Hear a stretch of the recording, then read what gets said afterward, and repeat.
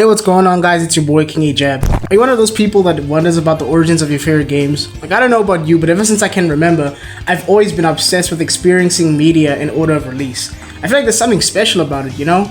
About seeing art evolve. From concept to completion, I'm the type of person who needs to know the origin of whatever medium I consume. This isn't specifically for the story. I just want to see the evolution of the craft and what was done with the limitations of the time it was made in, and how staples of series were born out of oversights or experimentation, like how the multi-block from Super Mario Bros. Was initially a bug before the designers kept it in, or the double cherry from Mario 3D World. This all started back when I was 10 years old and my father had brought home a USB holding one of the greatest pieces of software ever created, MAME32, which stands for Multi-Arcade Machine Emulator. It's glorious, father! This opened an entirely new world for me because at the time, I was familiar with Mario Bros. And Contra and the Sonic titles on the Genesis through compilations, but this was different. Hundreds of arcade games jam-packed into one place. Yeah, that's right, your boy was rocking a Windows XP desktop PC in 2015 with the box TV, like it's crazy. At first, I was just excited to play some of these games for the very first time. Elevator Action, Metal Slug, and Mega Man Power Battle. But it wasn't until I found Marvel vs. Capcom Clash of Superheroes and the rest of the Marvel vs. games that it really sunk in. First attack! Wait, hold up. This is where it all began. This is the origin of one of my all-time favorite games. At this point, Marvel vs. Capcom 3 was my fighting game, and unintentionally stumbling upon its roots was even wilder to me. Seeing how it carried over the character animations, taunts and end screens, music, and how majority of the cast played pretty much the same from the first entry to the current, the feeling of legacy with these games was so strong. I became so invested in these characters that I've never seen before and their 2D and 3D renditions. I would always check out their character entries in the gallery and just leave it at that. But I couldn't stop! I discovered Darkstalkers, Street Fighter Alpha 3, and even Soul Edge, the precursor to Soul Calibur. And honestly, playing all these games growing up is probably what made me such a die-hard fighting game fan.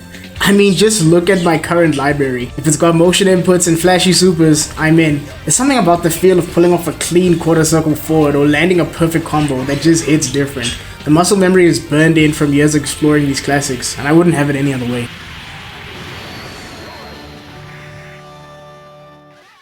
Shortly after, I would gain a hunger to find the origin of every game series I liked and see for myself how it evolved into what it is today. Growing up, my brother's favorite games on our PS2 were Ratchet Gladiator, or Deadlock depending on your region, and Jak X, or Jak X Combat Racing. I gravitated to these games, but a part of me kept thinking, where did these characters even come from? It was only after I would go on my quest for origin that I would end up finding the rest of the series, and on top of that, 3 whole separate games for each series respectively. And from experiencing these characters in their original titles, I obtained a deeper appreciation for their spin-offs. Of course, actually accessing these games was a whole different beast.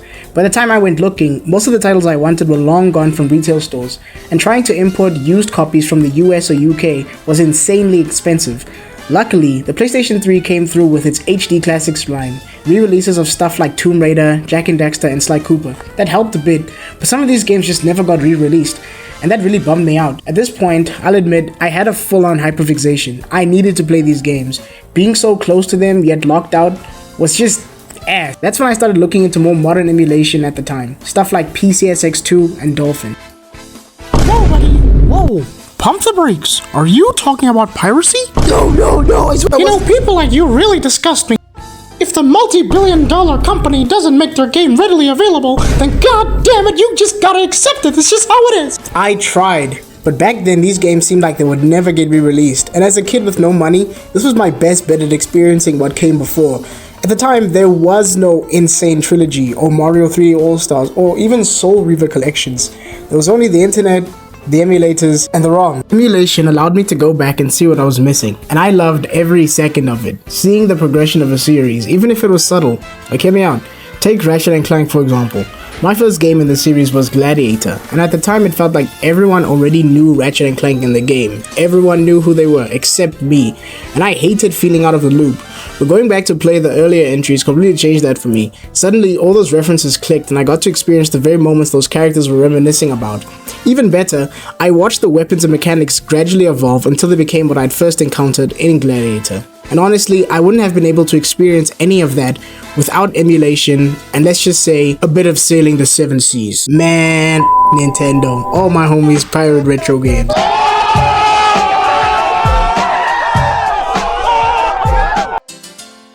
before I get destroyed in the comments, I have gone out and bought these games, okay? So, it was a joke. It was a joke. Stay back, get away from me. Despite companies' continuous efforts to trample on video game preservation, fans all around the world continue to strive for what they love. These people are amazing and have made it possible for so many of us to experience video game history in such a great way. Video games as a part of pop culture are really important to show you what the general society was like in those days. The European Union already considers games as part of the cultural heritage. Computer games are bigger than movies and the music industries combined.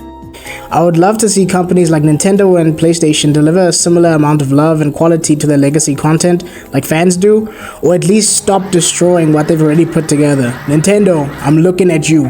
Despite my gripes with how these companies have handled this, now more than ever, there have been some of the best preservation efforts I've seen. These mad lads figured out how to port not only Nintendo 64 games natively to PC, but Xbox 360 too. Like, bruh, holy shit, fellas, that's insane. With years of emulators being worked on, they're in the most stable state they've ever been in. The Sonic community has fixed 06 and is making a PC version of Sonic Rush.